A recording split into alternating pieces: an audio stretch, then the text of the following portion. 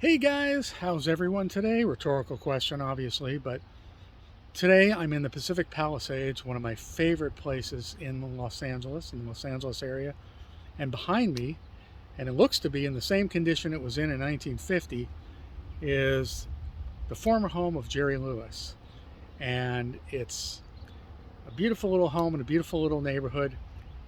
About 3 houses down, about a year and a half ago, I did the former home, or the current home, I think, of Cameron Crowe, writer, director, was writer for Rolling Stone magazine. And when I came up Amalfi here, I didn't know it was the same neighborhood. Anyway, let's take a look at the house. Jerry Lewis moved here with his wife in 1950, and it was really a feather in his cap at that time, being a young star. Well, for a number of reasons, because coming out of a poor Jewish kid from New York, but coming out here to Los Angeles and this beautiful home in this beautiful neighborhood. I'll try to look down. We're looking into the sun, but well, that's Sunset Boulevard down there. But we're what, 10 houses away. So I'm gonna be quiet for a minute. I hear an airplane, and I hear a little traffic, but it's kind of a soothing traffic. Like I say, we're about 10 houses from Sunset down there, and at night you probably don't hear all that much. But it was a real feather in his cap to live here in 1950, especially when his neighbors were Ronald Reagan and Jane Wyman and other luminaries of the time, and a lot of celebrities still live here. Especially, I'm going to go up the street later, Amalfi, into what's called the Riviera area. That's where I spoke to Kurt Russell outside his home last year. He was packing up a camper or RV or something. I guess it was more like a camper. I guess he and Goldie were taking a trip somewhere, and we exchanged hellos. Anyway, I've always been a big fan. Look at this. It's just a beautiful brick house, and a large house too. Large house even for 1950, as the Teslas roll by.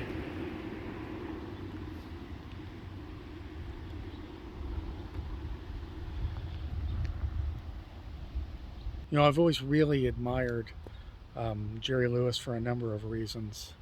Um, enormously talented. But when I started delving into the life of Jerry Lewis, it's interesting. I'm going to walk up Amalfi Drive here now. And you look at these other beautiful homes. You look at the Jerry Lewis, obviously we think of the nutty professor, the crazy, wacky comedian Jerry Lewis, but Jerry Lewis was a brilliant guy. There is an interview with him from the 60s. I think it was the late 60s. I don't remember who the interviewer was. And the interviewer was asking Jerry questions about the entertainment business, politics, philosophy, current events. Jerry Lewis was a worldly, very intelligent guy. They really don't make him like that anymore. And this is my own personal opinion, but if they do make him like that anymore, and there are some, really intelligent movie stars like George Clooney, but they tend to be so activist driven in their politics that it kind of outshines. They're not. They could be more. How should I say? Neutral when it comes to discussing just these intellectual issues, or even the issues of the business.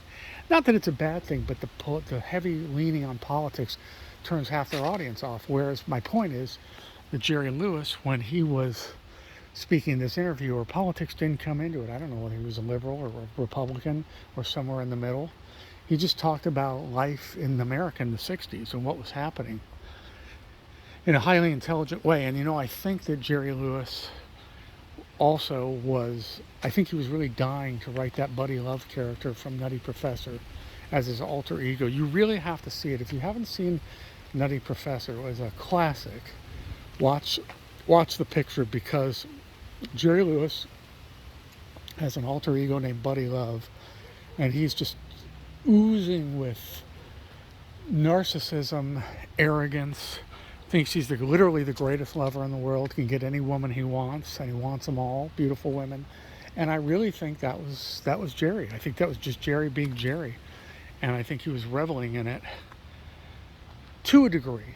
I mean, you know, that's fame and stardom, right, folks? I mean, a guy becomes a rock star, rich, famous, and handsome. He's going to get an ego. And that's why these guys are all married, 5 times.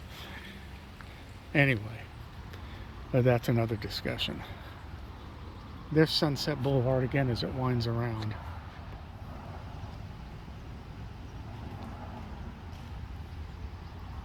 So I would imagine homes must have been built in the 40s.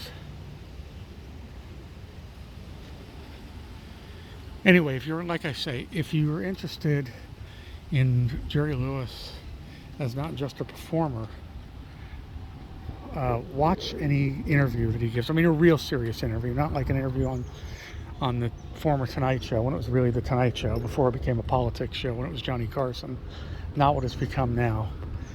But watch an interview, an in-depth interview with him, and you'll see how highly intelligent this man was. Jerry Lewis was also driven and bossy and impossible to work with a lot of the times. He was a director and a writer and an actor, performer. I mean, he wore the Triple Crown, and that's not easy to do. Sylvester Stallone does it, although he hasn't directed in a while. But to be director, writer, actor of your own picture, that's a lot. And producer sometimes too. Mel Gibson. That's a lot. That's a lot. I remember one incidents where Jerry Lewis was. There was a movie that Sammy Davis Jr. and Peter Lawford did. Actually, just filmed Sammy's house.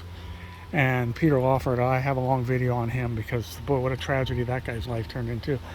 So after Lawford had been exiled from the Rat Pack by Sinatra, the one member that would still really talk to him, or one of them, was Sammy Davis. And Sammy Davis and Lawford did a picture together called Salt and Pepper in London in 1967.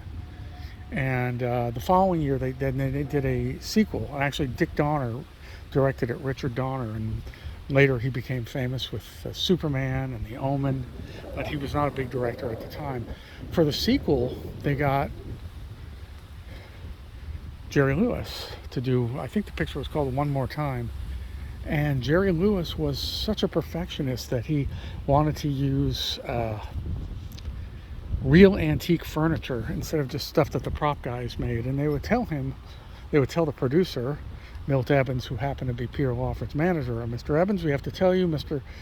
Lewis is insisting on using these antiques and they're costing thousands and thousands. And Milt Evans would tell Jerry to just use prop furniture, and Lewis would say, "You're telling me my business, stay out of my business. I'm the director, I know what I'm doing," so on and so forth, until stuff got broken. Then he would see to using the prop stuff. But the point is, Jerry Lewis is a perfectionist, and Jerry Lewis, is known for, of course, inventing the video playback that everybody uses to watch what had been shot that day, or what was being shot. I mean, he was really an innovator, a genius, womanizer, which comes to the territory when you're handsome, highly intelligent, talented,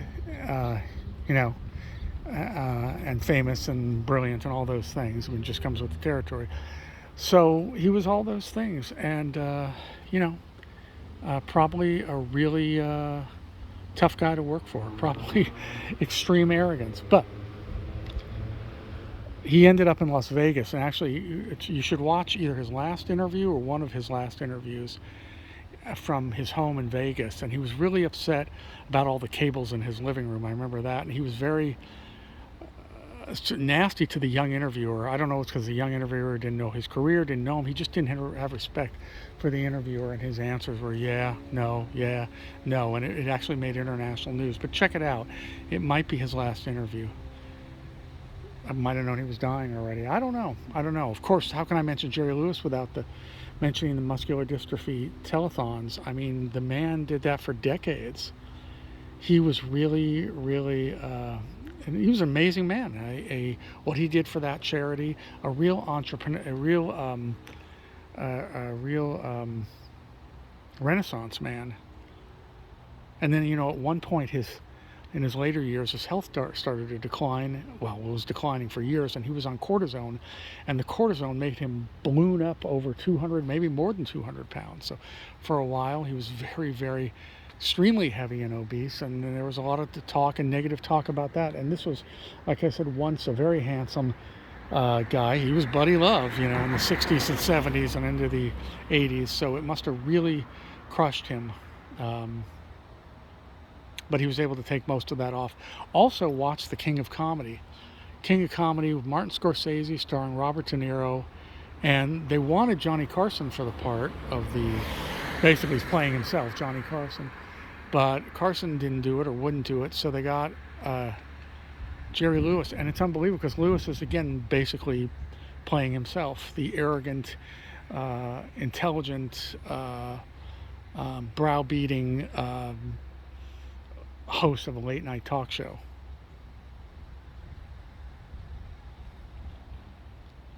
So watch The King of Comedy, 1982. It wasn't, one of Scorsese's highest grossing films, but it's a great film. De Niro's great in it. Jerry Lewis, basically playing himself, is even better in it, I think. Just an incredibly subdued, natural performance. And really the essence of Jerry Lewis. So anyway, guys, that's it. As the people walk by and ride their bikes by. So from Jerry Lewis's house in Pacific Palisades, this is Ron. Hope you enjoyed the tour. Let's get a little shot of the house there again. Listen, folks, if you haven't already subscribed, please do so. And if you do, please hit the little bell icon next to the subscription button so you know when I post. And also give the channel likes. I'd really appreciate it. And thoughtful comments are always appreciated. Okay, guys, I will see you at the next location. Thank you. Bye-bye.